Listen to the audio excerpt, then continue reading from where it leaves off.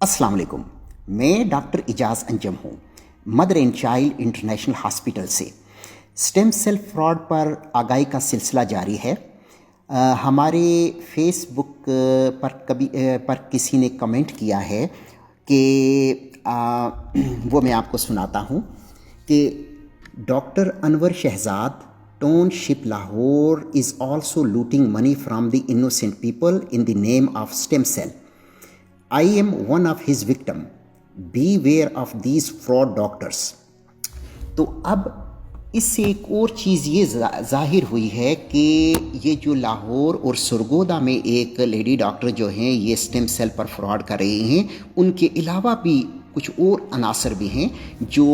लोगों को stem cell के नाम पर लूट रहे हैं। तो अब ये जो डॉक्टर साहब हैं, इनका नाम मैंने पहली बार सुना है, तो उनके बारे में भी तहकीक करने की ज़रूरत है कि क्या ये जो लोग हैं ये मिलजुल कर ऐसा यानी कि काम कर रहे हैं या ये इनफरादी तौर पर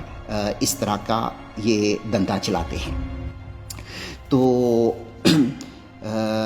उसमें अब ये है कि सिंध की हुकूमत ने स्टेम सेल पर पाबंदी लगा दी है, लेकिन पंजाब की हुकूमत की नज़र में शायद ये फ्रॉड अभी तक नहीं गुज़रा है। हालांकि ये जो नवाज़ शरीफ फैमिली है वो रूल एंड रेगुलेशन को इम्प्लीमेंट करने में काफ़ी मशहूर है कि उन्होंने बहुत सारे अताई डॉक्टरों को या बहुत सारी लेबॉर्ट्रियों वगैरह को बंद किया है, सील किया है,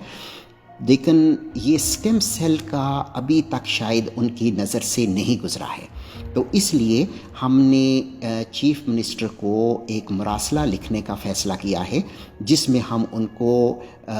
इस स्टेम सेल फ्रॉड से सारी हकीकत से उनको आगाह करेंगे। तो एक तो हमारी अपडेट आप लोगों के लिए ये है, और दूसरा ये है कि अगर ये लोग इंडिया में या बांग्लादेश में होते तो अगले रोज़ ही ये जेल में होते, लेकिन चूँकि हम आज़ाद कश्मीर के लोग भी पढ़ते रहते हैं अखबारों में कि पाकिस्तान में लॉ एंड ऑर्डर की सूरत हाल बस यानी ऊपर नीचे ही रहती है, तो इसलिए पाकिस्तान जो है ये फ्रॉड करने के लिए एक सूटेबल कंट्री है। तो इसलिए शायद ये लोग जो है वो इस तरह का फ्रॉड करते हैं, क्योंकि यानी फ्रॉड करने के बाद भी यानी कि इनके बच निकलने के बहुत सारे इम्कानात होते हैं। तो लेकिन मैं लोगों को आगाह करना चाहता हूँ जो लुटे हुए हैं कि उनको क्या करना चाहिए। तो आप एक तो अपने लुटे हुए पैसे हैं उनकी वापसी का मुतालबा करें, और दूसरा ये है कि आपके ऊपर जो इन्होंने ये काम किया है, इल्लीगल काम किया है, और उसके नतीजे में आपके अंदर जो उन्होंने कैंसर बांटा है वो भी एक बहुत बड़ा जुल्म हुआ है। क्योंकि अभी मैं आपको एक वीडियो दिखा रहा हूँ, उसमें ये साहब कह रहे हैं कि जो स्टेम सेल की तहकीक हुई है, अभी जो भी मौज़ब ममालिक हैं उन्होंने इंसानों के ऊपर इसकी तहकीक नहीं की, ये इनफर्टिलिटी के हवाले से। तो अब उन्होंने जब इन विट्रो स्टडी की है इस स्टेम सेल की, तो उनको ये चीज़ मिली है कि जब एक टिश्यू के सेल दूसरे टिश्यू में ट्रांसफ़र किए जाते हैं स्टेम सेल के लिए, तो उसमें से तकरीबन 1/3 जो है वो कैंसर बन जाते हैं, उसमें म्यूटेशन हो जाती है। तो अब वो अगर इंसानों में किया जाए तो उसमें फिर कैंसर की पोटेंसी होती है, इसलिए ये सारी दुनिया में ये काम नहीं हो रहा। लेकिन ये पाकिस्तान के डॉक्टर बस इन्होंने कोई नाम सुन लिया है कि ये स्टेम सेल भी कोई टेक्नोलॉजी है और इस पर जो है ना इनफर्टिलिटी में इस पर कोई रिसर्च हो रही है, तो इन्होंने अगले ही दिन जनाब कह दिया जी आप आएँ हमारे पास, हम आपकी जो है ना वो स्टेम सेल की ट्रीटमेंट करते हैं। हालांकि उनको ये पूरा पढ़ना चाहिए था कि ये इंसानों में अभी तक कोई ट्रीटमेंट हुई नहीं है, ये सिर्फ रिसर्च स्टडी है अभी तक, और फिर اس کے نتیجے میں کینسر جو ہے اس کی بھی پیش گوئی کی گئی ہے، تو اس لیے اس کو انسان کے اندر انجیکٹ کرنا ہی نہیں چاہیے. اور اگر آپ کو ان لوگوں میں سے کسی نے انجیکٹ کیا ہے اسٹیم سیل کے نام پر ایک جگہ سے دوسری جگہ، یا پی آر پی کی ہے ان کنٹرولڈ مینر میں، تو پھر آپ کو عدالت میں جانا چاہیے اور اپنے ایک تو لٹے ہوئے پیسے آپ واپسی کا دعویٰ کریں، اور دوسرا جو ہے وہ آپ ان سے ہر جانے کا بھی دعویٰ کریں. وہ لوگ جن کے ٹیسٹیز کے اندر اگر کوئی سسٹ بن گئی ہے یا کوئی ٹیومر بن گیا ہے، یا انہیں فیل ہوتا ہے کہ اس انجیکشن کی وجہ سے ان کو کوئی مسئلے ہوئے ہیں، تو وہ ہر جانے کا بھی مطالبہ کر سکتے ہیں. تو ہم نے lawyers for stem cell fraud اس کا ایک گروپ بنایا ہے، یا وکٹم آف اسٹیم سیل یہ بھی ایک دوسرا گروپ بنایا ہے. آپ ان گروپس کو جوائن کریں اور اپنے جو ڈاکومنٹس ہیں وہ ہمارے لائرز کے حوالے کریں، تو انشاءاللہ مجھے پورا یقین ہے کہ آپ کو انصاف ملے گا، اور اس طرح کے جو انلیگل دندے ہیں پاکستان میں وہ بند ہوں گے. ابھی آپ وہ ویڈیو کلپ دیکھیں جس سے آپ کو تھوڑی سی اور آگاہی ہوگی، اور آپ اپنے علاقے کے ججز کو اچھے طریقے سے ایکسپلین کرنے کی پوزیشن میں ہوں گے. میں ڈاکٹر اعجاز انجم ہوں، اور میری باتیں سننے کا بہت شکریہ. اور ابھی آپ یہ ویڈیو کلپ دیکھیں. Thank you. لیکن اب ایک ایسی سٹڈی آئی ہے جس نے پہلی برانچ تھی اسٹیم سیل تھراپی کی، اس پر سوالیہ نشان اٹھا دیے ہیں. جی ہاں، اسی لیے میں نے اسپیشلی اس ویڈیو کو بڑی جلدی بنایا ہے، کیونکہ آپ کو اب اس ریسرچ کی طرف میں لے کر جانا چاہوں گا جس میں یہ بتایا گیا ہے کہ جب اسٹیم سیلز کو لیب میں گرو کیا گیا ری جنریٹو میڈیسن کے طور پر استعمال کرنے کے لیے، تو ان اسٹیم سیلز میں ہر 5ویں سیل نے کینسر کی شکل اختیار کر لی. وہ سیل چینج ہوا، جسے ٹیکنیکل ورڈ میں میوٹیشن کہتے ہیں، وہ میوٹیٹ ہوا اور اس نے کینسر کی شکل اختیار کر لی. ری جنریٹو میڈیسن کو اس سے بہت بڑا دھچکا پہنچا ہے، کیونکہ یہ ایک ایسی فیلڈ تھی جس سے آپ بڑی تیزی سے ہیل ہو سکتے ہیں. میں آپ کو ریسرچ پیپر بھی دکھا رہا ہوں، اور اس ریسرچ میں یہ بتایا گیا ہے کہ ان سٹیم سیلز کو کسی بھی مریض میں انجیکٹ نہیں کیا گیا، بلکہ ان پر لیب میں ہی مختلف ایکسپیریمنٹس کیے جا رہے تھے، اور ان کی بیسس پر یہ آبزرویشن سامنے آئی. میں یہ بھی بتا دوں کہ ان سٹیم سیلز میں جو میوٹیشن ہوئی ہیں، بار بار میوٹیشن ہوئی ہے، بار بار چینج ہونا شروع ہوئے، وہ آخر کار ہیومن ٹیومر کا باعث بن سکتی ہیں. یہاں پر یہ بھی بتاتا چلوں کہ جو سٹیم سیلز استعمال کیے گئے انہیں پلوری پوٹنٹ کہا جاتا ہے، اور یہ وہ سٹیم سیلز ہیں جنہیں ہم ایمبریو سے حاصل کرتے ہیں.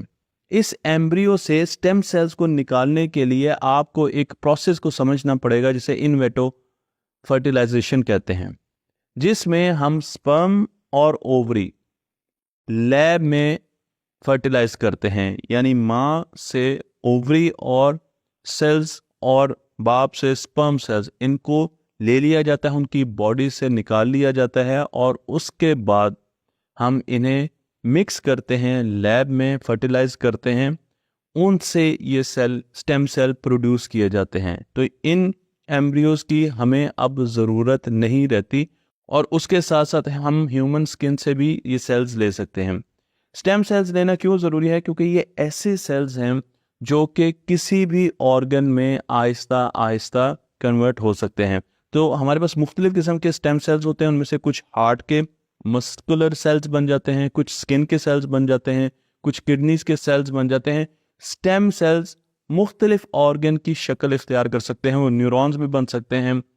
اس لیے ہم سٹیم سیل کی ٹریٹمنٹ کراتے ہیں. اور جب سٹیم سیل کی ٹریٹمنٹ کی جانی چاہیے تو سب سے پہلے ہمارا سوال یہ ہونا چاہیے کہ کیا یہ کلینیکلی اپرووڈ ہے، اس کے پیچھے پوری تحقیق ہو چکی ہے، اور پورے کلینیکل ٹرائلز یعنی اس کو ٹیسٹ کیا جا چکا ہے، اور پھر ہمیں استعمال کرنا چاہیے. اس وقت ہمارے ملک میں بہت سی ایسی تھراپیز ہو رہی ہیں جو کہ کلینیکلی اپرووڈ نہیں ہے کسی بھی اسٹینڈرڈ باڈی سے،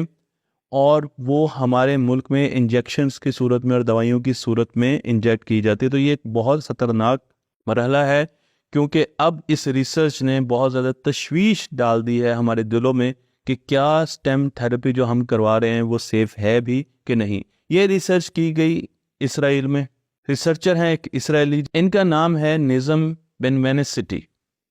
اور نظم صاحب پروفیسر ہیں جینیٹکس کے ہربرٹ کون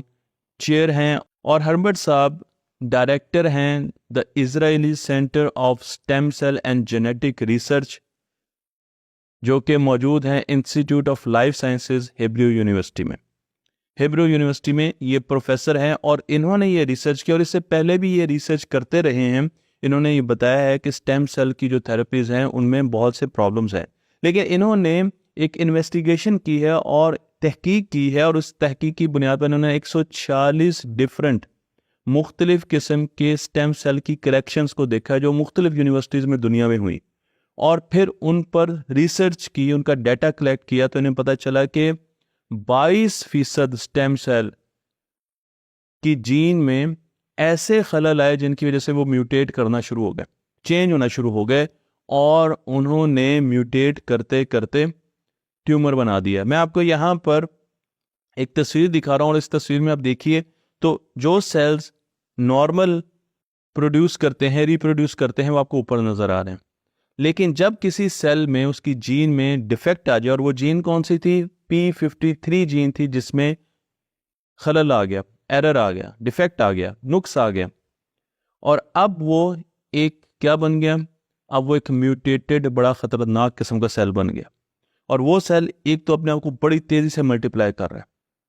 تو وہ بہت تیزی سے ڈیوائڈ ہو رہا ہے، ملٹیپلائی کر رہا ہے اپنے آپ کو، اور ساتھ ساتھ وہ مسلسل اس کی جینز جو ہم نے دیکھی تھی P53 وہ میوٹیٹ کر رہی ہے، چینج ہو رہی ہے. ہم نے اس ایکسپیریمنٹ کو پہلے ہی روک دیا تاکہ وہ میوٹیٹ کرتا کرتا ٹیومر سیل میں نہ بدلے، لیکن یہ ریسرچ ہمیں بتاتی ہے کہ وہ اتنی مرتبہ میوٹیٹ کرے گا کہ وہ